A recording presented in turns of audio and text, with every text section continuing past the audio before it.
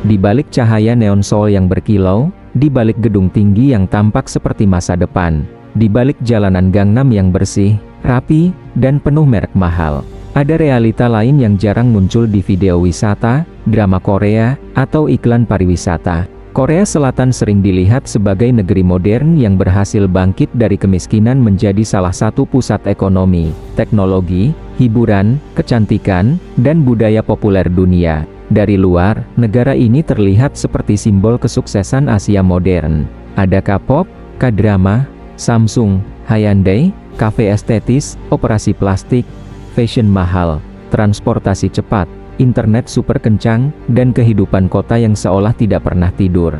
Namun, semakin dekat kita melihatnya, semakin jelas bahwa kilau itu tidak merata. Ada orang-orang yang hidup di balik bayangan kemewahan itu. Bukan karena mereka malas, bukan karena mereka tidak berusaha, tetapi karena sistem sosial dan ekonomi di Korea Selatan bisa sangat keras, sangat kompetitif, dan sangat mahal untuk dijalani. Gangnam adalah contoh paling kuat dari paradoks ini.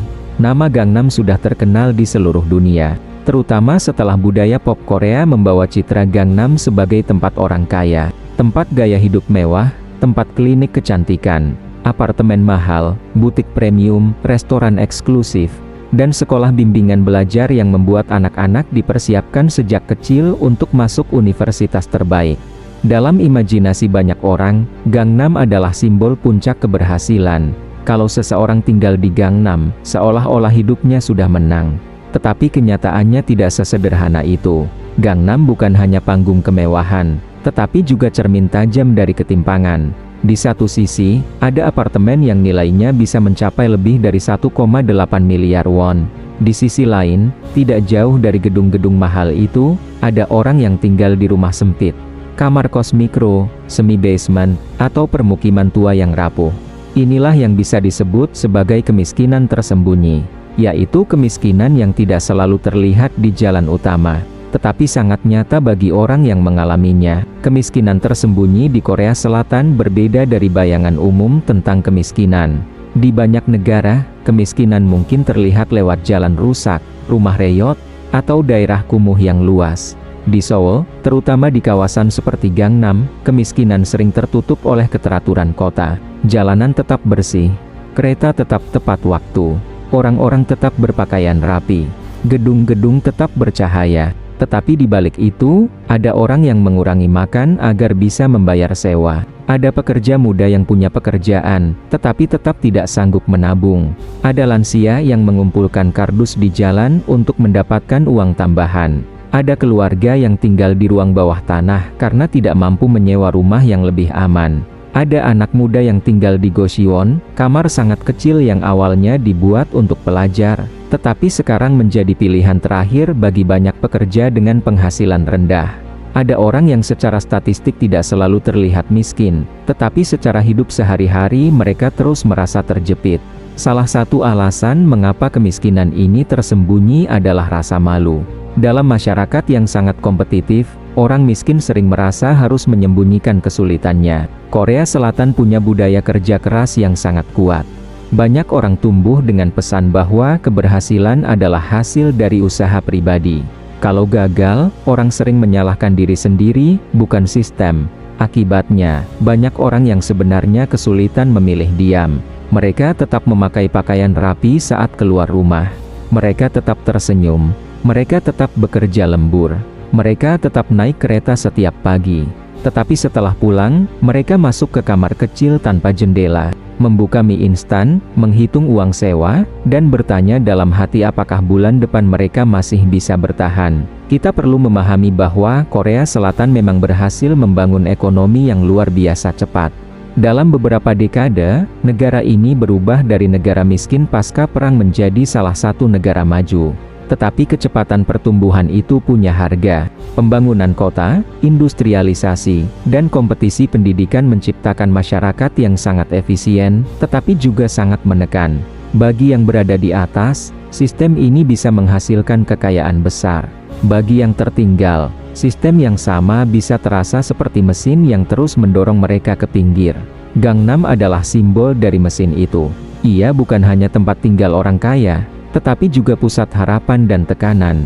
Banyak keluarga ingin dekat dengan sekolah, tempat les, jaringan sosial, dan kesempatan yang dianggap lebih baik. Tetapi karena semua orang mengejar hal yang sama, harga tanah dan sewa menjadi sangat mahal. Pada akhirnya, ruang hidup berubah menjadi barang mewah. Di Gangnam, properti bukan sekadar tempat tinggal. Properti adalah status sosial, investasi, warisan, dan tiket masuk ke jaringan kehidupan elite. Orang yang punya apartemen di kawasan mahal bukan hanya punya rumah, tetapi punya aset yang terus naik nilainya. Sementara itu, orang yang tidak punya properti semakin tertinggal, karena setiap kenaikan harga rumah membuat jarak antara pemilik dan penyewa semakin lebar. Inilah bentuk ketimpangan yang paling menyakitkan. Orang kaya menjadi lebih kaya hanya karena memiliki aset. Sementara pekerja biasa harus menghabiskan sebagian besar penghasilannya untuk menyewa tempat tinggal yang semakin sempit. Mereka bekerja keras, tetapi tidak bergerak naik. Mereka hanya berlari di tempat. Kemiskinan tersembunyi juga terlihat dari kehidupan anak muda. Banyak anak muda Korea Selatan terlihat modern, trendy, dan aktif di media sosial. Mereka nongkrong di kafe, memakai pakaian rapi, dan hidup di kota yang sangat maju. Tetapi di balik tampilan itu, banyak yang menghadapi kecemasan besar. Pekerjaan stabil sulit didapat. Persaingan masuk perusahaan besar sangat ketat. Biaya rumah sangat tinggi. Biaya pernikahan, membesarkan anak, dan pendidikan terasa menakutkan. Banyak dari mereka akhirnya menunda menikah, menunda punya anak, atau bahkan menyerah pada gagasan untuk memiliki rumah sendiri. Mereka bukan tidak punya mimpi. Mereka hanya merasa mimpinya terlalu mahal. Goshiwon menjadi salah satu simbol paling jelas dari realita ini. Secara sederhana, Goshiwon adalah kamar kecil yang biasanya cukup untuk kasur, meja kecil, rak sempit, dan mungkin kulkas mini. Ada Goshiwon yang lebih layak, tetapi banyak juga yang sangat sempit, minim cahaya, dan membuat penghuninya merasa seperti hidup di dalam kotak.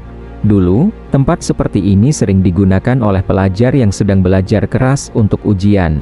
Sekarang, Goshiwon juga dihuni oleh pekerja muda, pekerja paruh waktu, orang yang baru pindah ke Seoul, bahkan orang yang tidak punya pilihan lain karena deposit apartemen terlalu mahal. Tinggal di Goshiwon bukan selalu berarti seseorang benar-benar tidak punya penghasilan. Justru banyak penghuninya bekerja. Masalahnya, kerja mereka tidak cukup untuk membeli ruang hidup yang manusiawi di kota semahal Seoul. Selain Goshiwon, ada juga Banjiha, yaitu hunian semi-basement atau ruang bawah tanah setengah tenggelam. Dunia mengenalnya lewat film Parasit, tetapi bagi sebagian warga Seoul, Banjiha bukan sekadar simbol film. Itu adalah rumah nyata. Banjiha biasanya lebih murah daripada apartemen biasa karena posisinya rendah, kurang cahaya, lebih lembab, dan lebih rentan banjir. Ketika hujan ekstrem datang, penghuni Banjiha bisa berada dalam bahaya. Tragedi banjir pernah membuat isu ini menjadi perhatian besar, karena orang yang tinggal di bawah permukaan tanah seringkali adalah orang yang paling tidak punya pilihan untuk pindah. Disinilah ketimpangan menjadi sangat literal. Sebagian orang tinggal di menara tinggi dengan pemandangan kota, sementara sebagian lain tinggal di bawah permukaan jalan, dekat dengan risiko air masuk, jamur, dan udara buruk. Namun, kemiskinan di Korea Selatan tidak hanya menimpa anak muda. Salah satu kelompok yang paling rentan adalah lansia. Ini sangat ironis, karena banyak lansia Korea Selatan adalah generasi yang ikut membangun negara itu. Mereka hidup melewati masa perang, masa kelaparan, masa diktator militer, masa industrialisasi keras, dan masa kerja panjang. Mereka berkorban agar anak-anak mereka bisa hidup lebih baik. Tetapi ketika tua, banyak dari mereka tidak punya jaminan pensiun yang cukup. Sistem pensiun modern Korea relatif berkembang belakangan dibandingkan negara maju lain, sehingga banyak orang tua tidak sempat mengumpulkan manfaat yang memadai. Akibatnya, ada lansia yang tetap bekerja di usia lanjut, menjadi petugas kebersihan, penjaga gedung, pekerja dapur, atau pengumpul kardus. Bayangkan seorang nenek atau kakek di Seoul yang bangun pagi bukan untuk menikmati masa pensiun, tetapi untuk mendorong gerobak kecil mencari kardus bekas. Di kota yang sama, hanya beberapa stasiun dari butik mewah dan apartemen mahal, ada lansia yang menjual tenaga terakhirnya untuk mendapatkan uang yang tidak seberapa. Pemandangan ini tidak selalu dramatis, karena mereka sering bergerak pelan, hampir tidak diperhatikan. Orang-orang lewat begitu saja. Kota terus berjalan. Lampu toko tetap menyala. Musik dari kafe tetap terdengar. Tetapi di sana ada distopia yang nyata, masyarakat yang sangat maju secara teknologi, tetapi belum sepenuhnya mampu memberi rasa aman bagi orang-orang yang paling tua dan paling lemah. Kata distopia biasanya mengingatkan kita pada film fiksi tentang masa depan gelap. Tetapi distopia Gangnam bukan tentang robot jahat atau kota yang hancur. Distopia Gangnam justru muncul karena semuanya terlihat terlalu sempurna. Distopianya ada pada kontras yang ekstrem. Satu jalan bisa memisahkan dunia yang sangat berbeda. Di satu sisi ada klinik kecantikan yang menjual wajah ideal. Di sisi lain ada pekerja yang menutupi rasa lelah dengan masker murah. Di satu sisi ada anak-anak yang mengikuti les mahal agar bisa masuk sekolah unggulan. Di sisi lain ada anak dari keluarga biasa yang sejak awal sudah kalah akses. Di satu sisi ada apartemen yang dibeli sebagai investasi. Di sisi lain ada orang yang takut uang sewanya naik. Kota ini tidak terlihat hancur, tetapi bagi banyak orang, tekanan hidupnya bisa terasa seperti penjara yang rapi. Pendidikan adalah bagian penting dari cerita ini. Korea Selatan sering dipuji karena tingkat pendidikan yang tinggi. Tetapi pendidikan di sana juga menjadi arena kompetisi sosial yang mahal. Banyak keluarga mengirim anak ke Hagwon, yaitu bimbingan belajar privat. Bahkan sejak usia sangat muda. Bagi keluarga kaya, Hagwon adalah strategi untuk mempertahankan posisi. Bagi keluarga menengah, Hagwon adalah beban yang dianggap wajib. Bagi keluarga miskin, Hagwon bisa menjadi pintu yang tertutup.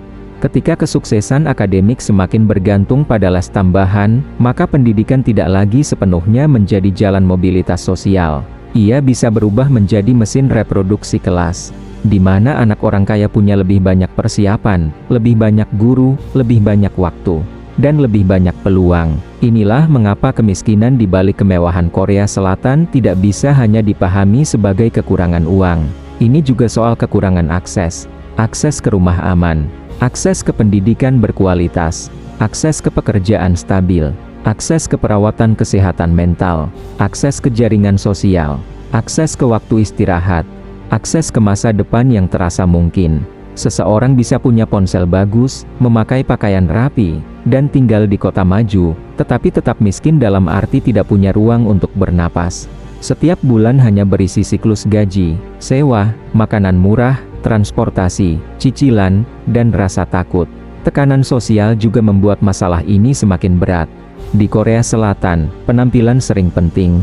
Banyak orang merasa harus tampak sukses, atau setidaknya tidak tampak gagal. Budaya kerja yang keras dan standar kecantikan yang tinggi membuat orang merasa tubuh, wajah, pakaian, sekolah, pekerjaan, rumah, bahkan keluarga mereka terus dinilai. Di Gangnam, tekanan ini bisa terasa lebih kuat karena lingkungan sekitarnya sangat menonjolkan status. Ketika semua orang terlihat kaya, orang yang sebenarnya kesulitan akan merasa semakin sendirian. Kemiskinan menjadi bukan hanya masalah ekonomi, tetapi juga masalah psikologis. Rasa malu, kesepian, dan perasaan tertinggal bisa sama menyakitkannya dengan kekurangan uang. Banyak orang luar melihat Korea Selatan dari hasil akhirnya, kota modern, ekonomi kuat, hiburan global. Tetapi jarang melihat proses di baliknya, jam kerja panjang, pendidikan mahal, kompetisi yang dimulai sejak kecil, tekanan untuk masuk universitas bagus, tekanan untuk bekerja di perusahaan besar, tekanan membeli rumah, tekanan merawat orang tua, dan tekanan tetap tampil normal. Kalau seseorang gagal dalam rantai kompetisi ini, ia bisa jatuh sangat cepat. Karena biaya hidup tinggi, satu kehilangan pekerjaan bisa berarti kehilangan rumah. Satu penyakit bisa menguras tabungan. Satu kenaikan sewa bisa memaksa seseorang pindah ke tempat yang lebih kecil dan lebih tidak layak. Guryong Village adalah simbol paling tajam dari kemiskinan yang berdiri di tengah bayangan Gangnam. Tempat ini dikenal sebagai salah satu permukiman kumuh terakhir di sekitar Gangnam. Ironinya sangat kuat, permukiman sederhana dan rapuh berdiri tidak jauh dari apartemen mahal dan kawasan elite. Banyak cerita tentang Guryong berkaitan dengan sejarah pembangunan kota, penggusuran, dan orang-orang yang terdorong ke pinggir saat Seoul dibangun menjadi kota global. Rumah-rumah di sana rentan terhadap kebakaran dan banjir. Setiap kali ada kebakaran, dunia kembali diingatkan bahwa di balik citra Seoul yang futuristik, masih ada warga yang hidup dengan risiko dasar yang seharusnya tidak dialami di negara semaju itu. Tetapi kita juga harus hati-hati agar tidak melihat orang miskin di Korea Selatan hanya sebagai objek kasihan. Mereka bukan sekadar korban pasif. Banyak dari mereka bekerja keras, bertahan, saling membantu, dan menjalani hidup dengan martabat. Penghuni Gocheon bukan berarti tidak punya ambisi. Lansia pengumpul kardus bukan berarti tidak pernah berjasa. Keluarga di Banjiha bukan berarti tidak punya impian. Mereka adalah manusia yang hidup di dalam sistem yang sering memberi hadiah besar kepada pemenang, tetapi memberi sedikit ruang aman bagi yang kalah, terlambat, sakit, tua, atau lahir dari keluarga yang tidak punya modal. Kemiskinan tersembunyi juga sering tidak terdeteksi karena ukuran kemajuan negara biasanya dilihat dari angka besar, produk domestik bruto, ekspor, perusahaan global, gedung tinggi, teknologi, dan popularitas budaya. Angka-angka itu penting, tetapi tidak selalu menjelaskan kualitas hidup orang biasa. Sebuah negara bisa kaya, tetapi sebagian warganya tetap cemas setiap akhir bulan. Sebuah kota bisa indah, tetapi sebagian penghuninya tidak punya cahaya matahari di kamar. Sebuah masyarakat bisa berpendidikan tinggi, tetapi sebagian anak tetap kalah karena orang tuanya tidak sanggup membayar les. Sebuah kawasan bisa terkenal mewah, tetapi tetap menyimpan kantong-kantong kesulitan yang tidak terlihat di brosur wisata, yang membuat Gangnam terasa distopis adalah bagaimana kemewahan dan kesulitan hidup berdiri, berdampingan tanpa saling menyentuh. Orang bisa keluar dari stasiun, melihat gedung kaca, toko mahal, mobil mewah, lalu beberapa menit kemudian menemukan ruang hidup sempit yang dihuni orang yang sedang berjuang. Kota seperti ini menciptakan ilusi bahwa semua orang sedang maju, padahal sebagian orang hanya bertahan. Ketika keberhasilan terlalu terlihat, kegagalan menjadi semakin tersembunyi. Ketika kemewahan terlalu terang, bayangan di belakangnya menjadi semakin gelap. Ada juga faktor utang. Banyak rumah tangga Korea Selatan menanggung beban utang, terutama karena perumahan dan biaya hidup. Utang tidak selalu terlihat dari luar.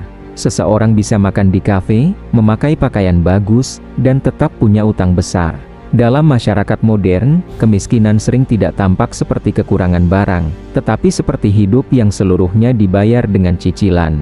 Inilah bentuk kemiskinan baru, bukan selalu tidak punya apa-apa, tetapi tidak benar-benar memiliki apapun karena semua ditopang oleh pinjaman, kerja lembur, dan kecemasan. Kita juga perlu melihat hubungan antara kemiskinan dan kelahiran rendah di Korea Selatan. Banyak anak muda tidak ingin punya anak bukan karena mereka membenci keluarga, tetapi karena biaya hidup terasa tidak masuk akal. Rumah mahal, pendidikan mahal, pekerjaan tidak selalu stabil, dan budaya pengasuhan menuntut pengorbanan besar, terutama dari perempuan.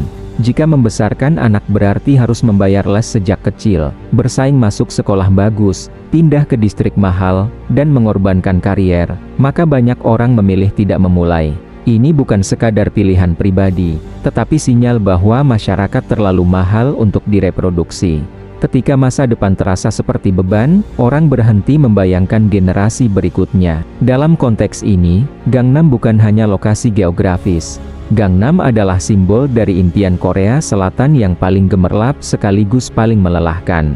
Ia menjanjikan akses, status, pendidikan, kecantikan, koneksi, dan masa depan. Tetapi karena semua orang mengejarnya, Gangnam juga menjadi mesin yang menaikkan standar hidup sampai banyak orang tidak mampu mengikutinya. Bagi yang menang, Gangnam adalah surga kapital modern.